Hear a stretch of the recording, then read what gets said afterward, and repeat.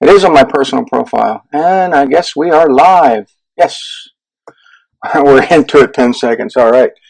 Hey, everyone. Rob Anspach with Heather Havenwood. And guess what? We're going to talk about this book right here. What do you think, Heather? Should we talk about this book?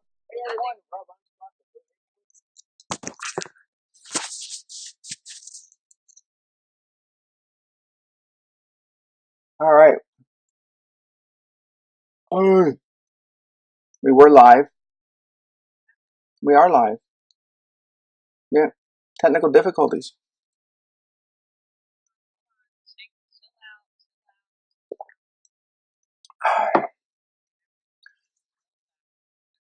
This is the beauty of Facebook Live sometimes. You have to MacGyver a system to work right. Is it working? Are we live? We are live. Awesome. Okay, we're going to talk about our book. You have the book. I don't even have it. Yeah, what I'll do is I'll send you this one instead, right? Okay. And then you can talk about this one. Fine, no problem. Yeah, I don't think I have it. Yeah. All right, so everyone's asking us, what's the book about? It's about this person right here. But it's about you too, co-author. I kept asking you to put your picture on there, but we don't, Yeah, no one wants to see my picture. Let's talk about it. Power guesting, how to profit from being a guest on podcasts. Why did I write this book with Rob? Well, what I did is we were talking, and I've been on over 250 podcasts in the last, well, not the last 18 months because I stopped for a while, but basically about 250 in about 18 to 20 months. And I was doing a lot. And what I learned from that process is how to be a great guest. I'm a big believer in not starting a podcast, start being a guest on podcasts first to understand how to. Where did I learn this from? I learned this from Oprah. Oprah, and other people that had started their own TV shows or their own whatever shows, they first learned how to be an amazing guest, or they learned the business of TV, right? They learned the broadcasting business before they ever went on their show. So I think that's part of the issue nowadays. People just jump in because the ceiling to get in, or it's easier to get in than just the show. So sometimes you have to have training, baby steps, and I think that being a great guest is one of the things. So that's why we decided to. Well, and also you had some, trials and errors beginning with your podcasting career, and it didn't work the way you had planned. And I think that's, everybody getting into podcasting thinks, oh, wow, it's going to succeed. It's going to make me a lot of money. And it fizzled. It did. There's actually, we were talking about the other day that there's a ton of turnover in podcasting. And mine was, I have called it graveyard, the iTunes graveyard, and mine's on there, 60 Boss Show. And if you look at it, there's about 5 or 6 episodes, maybe 4, I can't remember. And I did them all at the same time, and I put them all up there at once. I didn't know what I was doing. I didn't understand the concept. I didn't get the medium. And that was also back in 2013. So when I started doing podcasting again, or someone suggested, I was like, really? Well, I don't know, it didn't work last time. So I started to say, okay, well, let me be a guest. And I just focus on adding value. That's one thing, Rob, that you and I definitely talked about, is that how one of the values of being a great guest is that when I'm a guest on, let's say, your show, right now I'm on your Facebook page, my job is to add value. Right? It's not about me, it's adding value to your people, right? It's about her. So I talk about that is that, one of the reasons why people like me as a guest is because they feel when I after the interview, they go, wow, thank you for that value you added to my audience, right? Because it's their audience. You're a guest in their home. Maybe I'm very Southern that way, but if I'm a guest in someone's home, right? I'm a guest in their space. I treat it with respect. So that's one of the things I found, that when I have a great guest, I love it when they add value, and it's not like they're sitting back going, ask me about me, how amazing I am. I really hate that. Oh, I really love it, but nobody asked me about me. So people ask me, so who's Rob, right? So Rob is not only a dear friend of mine, but what he's done for me in the process is help me get the content out of my head into a book. And that's why he's the co-author of this book. He's really into his heart. People ask me all the time, how do I write a book podcast? Well, you have someone like Rob. You partner with someone like Rob. You work with someone like Rob who says, okay, you've got the content in your head. way that like makes logical sense. You know what I mean? That's what Rob does, right? And then he didn't even like facilitate the cover, facilitate getting it up, getting the PDF. But those are some things that take time.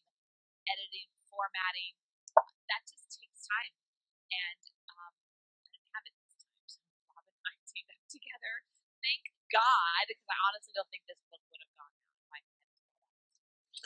I actually did a lot of that in Sexy Boss book. And let's go back to your Sexy Boss book, because, when that came out, it was just on Kindle. Yes. And for what, 4 years it was on Kindle. And, I helped you get it on print, which I think allowed me to bring that trust into the relationship. And you said, let's do this together. Yeah, you were amazing with that, because it is. You're right. I knew that I wanted to put it on Create a Space. We all kind of know that's what happens. But you can't just download your Kindle and then upload to Create a Space. You just there's like all these formatting issues. There's a thing called ISBN. There's all these pieces of the pie that I just didn't have the answers to. And so working with Rob, I'm kind of like, okay, here, and he magically got it on. Now I have a physical book, and I'm actually out. That's why I can't put it on the screen. And Let me see if I have it. Oh, you have it? I was able to, after 4 years of having it published, actually have a physical book, and that has made a big difference. So when I go to speaking engagements and things like that, I actually. Too many darn books. What? Oh, heck with it. We're gonna make a mess here.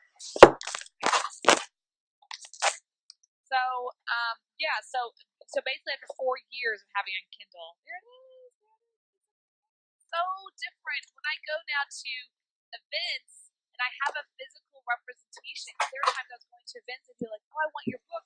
And because I didn't have the physical representation, once I say, oh, go get it on Kindle, they walk out the door and Kindle is great, I think, for some people who are on the go and they want to put them on their devices and read them on the airplane. But I prefer a physical book.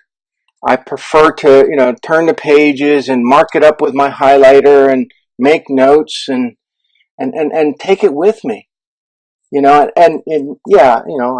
wrote the book, but I can say that it's a great book, a lot of great stories and a lot of stuff that you need to know to be a great podcasting guest. And, there was a lot of things in here that I learned that I didn't know.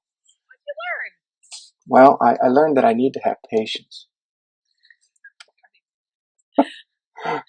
No, there's a part in here about bios on your website. And, being that I write a lot of books, I never thought about putting a bio on my website. And so that was one of the things that I did right after, working on this book. I started implementing a bio and putting the right graphics on that I wanted people to grab from. And knowing that, it has really helped because people are now pulling the graphics that I want and using it and not some pixelated, awful picture that came out of the 70s. And I bet you looked great in the 70s, but honestly, I use that analogy with the media page. I tell people the book, swipe my media page, heatherhavenwood.com. They swipe it, meaning the context, the construct, the content, how it's laid out, where it's laid out. I literally set it up so that if someone's even considering interviewing me, or they want me to write an article, or whatever, I send them one link and everything's done. Or if they say, hey, we said yes to you, we want you to speak or whatnot, we need all these things. Great, I send them one link. Sometimes I have to keep telling them it's really all there for you. Bio, the images, everything's like one space. They can send it to their assistant or whoever. But it's a big one. And here's another thing, which is so weird that I have to say this. You write your bio in third person. You don't say I. You say, Rob is, because you want it to have it so they can literally cut and paste or read it. Like, and line. And I'm really bad about when I have guests on myself. I'm not very good at going and reading their bio until literally that second. I go, "Hi Rob, welcome to the show. Let me pull up your bio." I've never read it. I just start reading. And one time that happened, and they put it in first person. So I'm like, "Hi, blah blah." I'm like, "Wait." And so as the guest, I had to like in the moment flip it. It was really bad. I'm like, "Hi, me," So just do it in third person. Okay.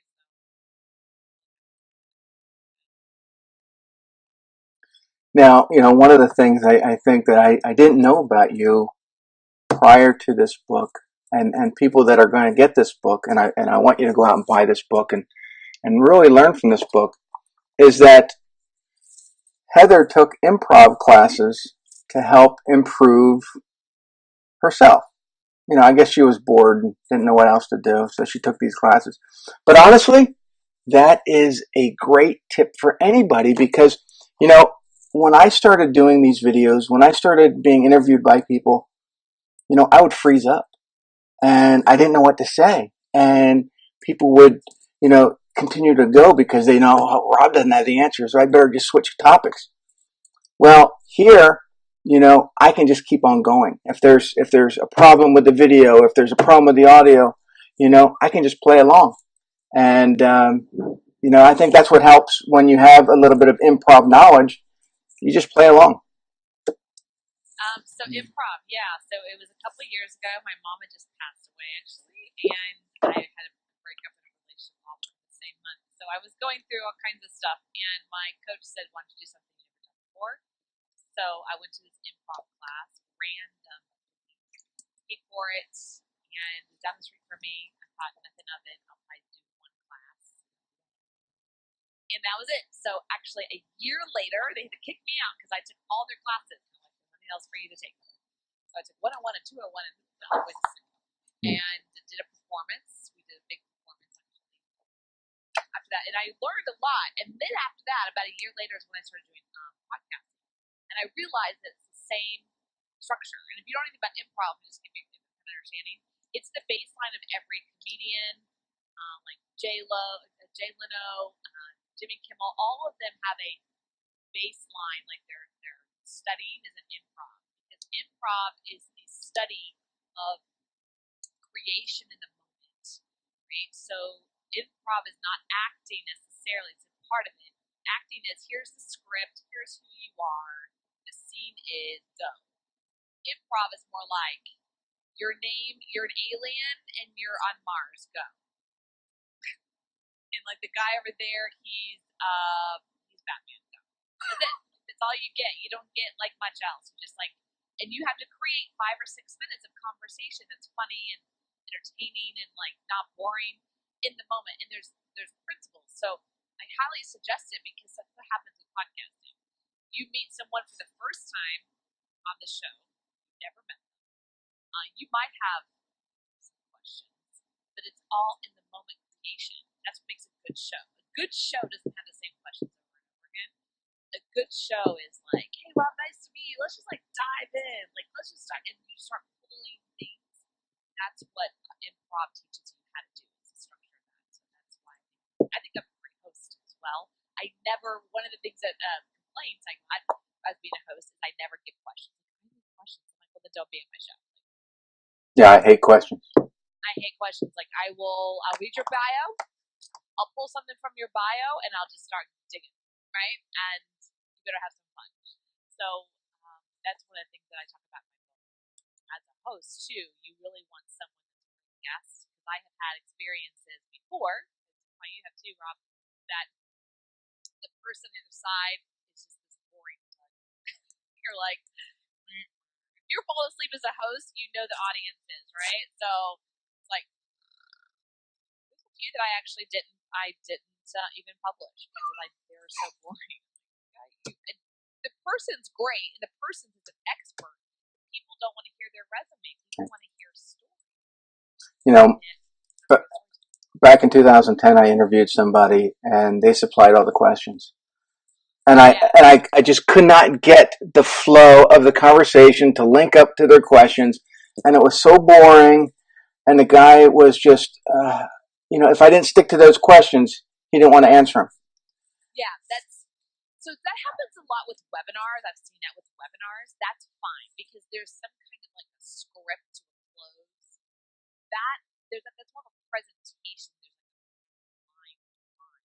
But a podcast is a conversation. It's really Jimmy Kimmel. Right. Jimmy Kimmel doesn't say, "I'm going to ask you these 3 questions." You just show up, and the intention is to promote a movie or something. And then Jimmy Kimmel talks about what the hell Jimmy Kimmel wants, right? Mm-hmm. That's what makes it so funny to watch because the actor, actress, whoever guest is that happen. I think that's what podcast is. It's more conversations. I've had people give me questions, and I tell them I'm not going to do it. I'm like, I'm not going to. Let's go back to when we first met, which was 2014? October 2013. 2013. It was at, you and Joe Sugarman were doing an event, and I actually had been in Vegas about a month before, speaking at another event, and Joe took me out to lunch, and he said, Rob, you got to come to this event. You got to meet Heather. It's going to be great. You're going to learn so much. And I said, Heather who? And he's explaining who you are. I'm like, okay, whatever. I'll just go to this event because I know Joe.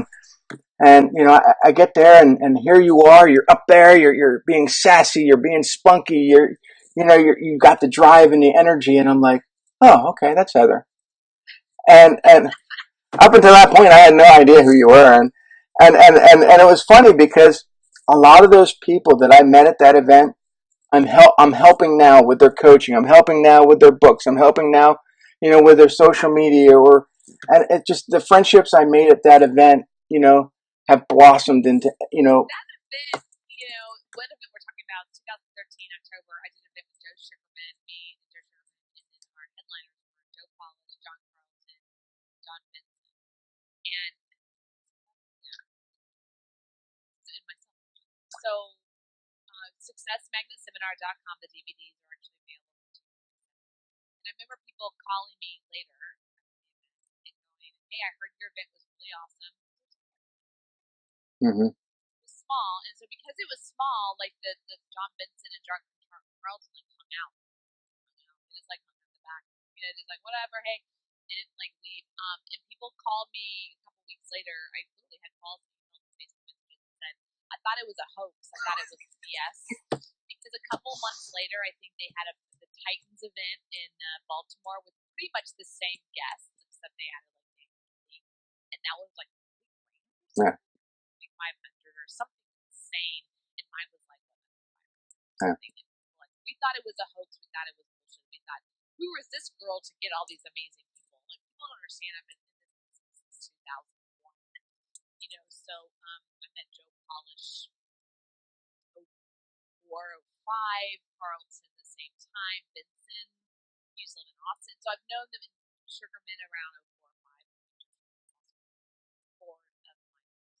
So I've been around a while. I know these people, and I think people were like, who's this other girl? And then they call me, and they're like, oh my God, I had no idea. And I'm like, all right. But who was in the room were just awesome. They were these top copywriters themselves, mm-hmm. right? You know who I'm talking about. Yeah. Arlen was in the room. Really big time copywriters within themselves. Mm-hmm. Were in the room. Well, I met, who did I meet there? What's his name? Jody Ransford from the UK was there. Kevin Rogers out of Florida was there.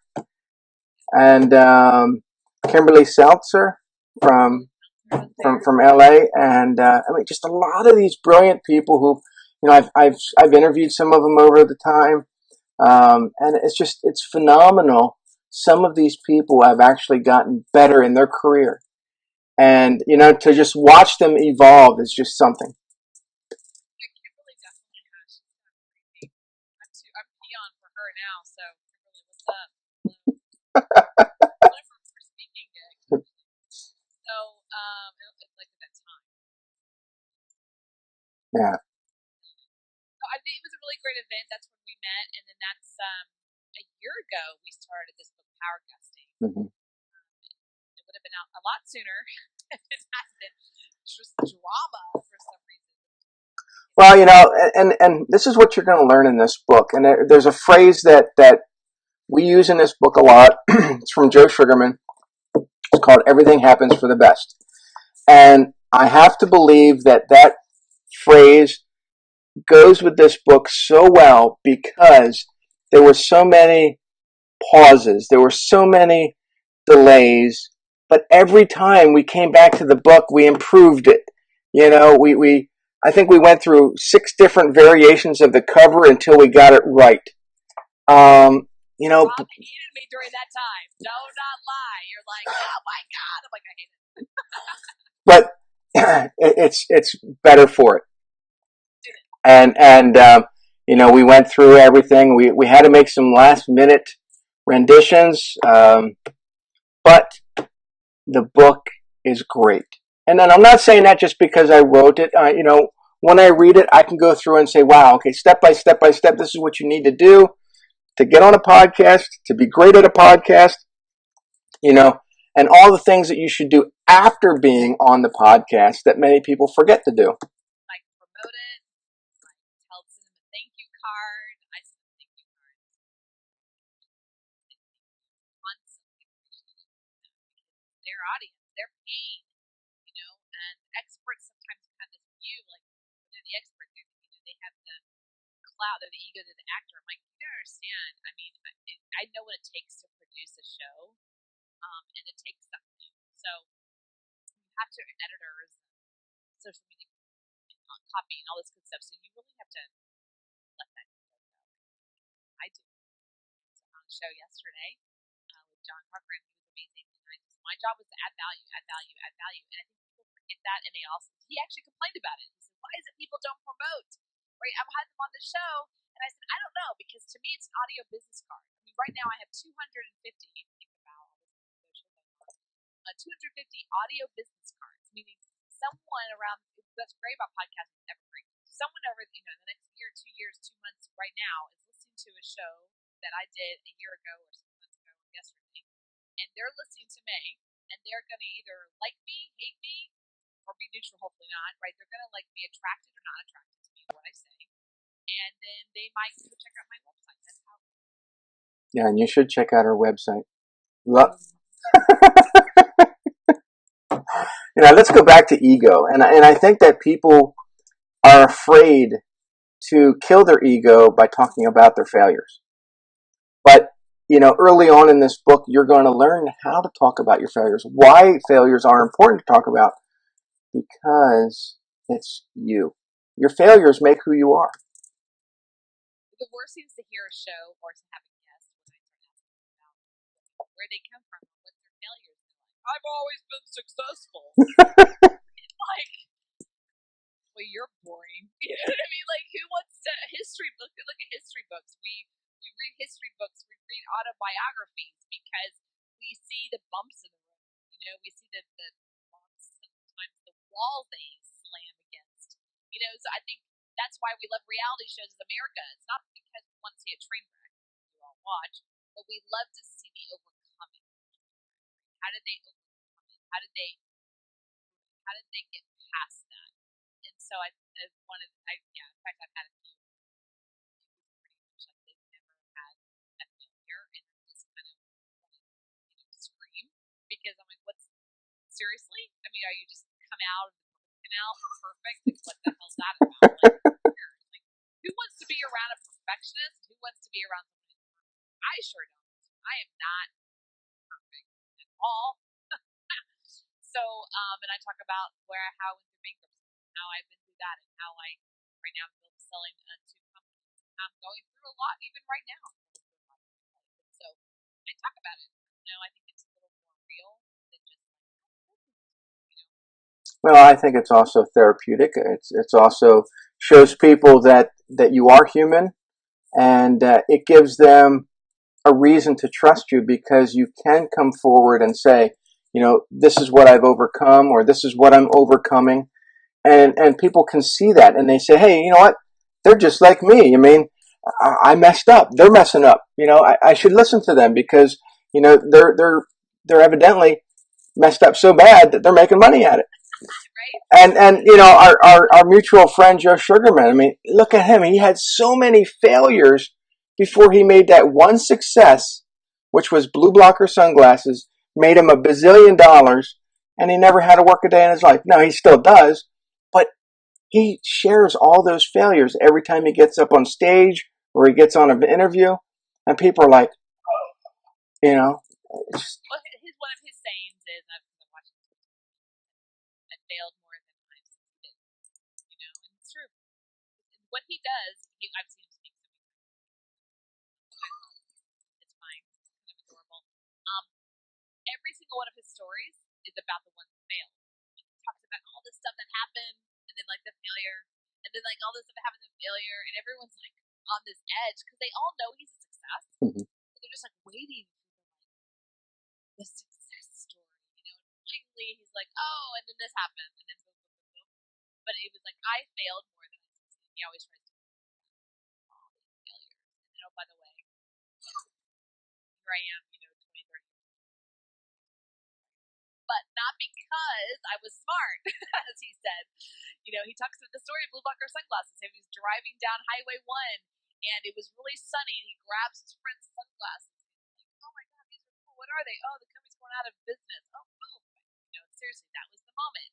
He actually found blue blocker sunglasses driving down Highway 1 in California.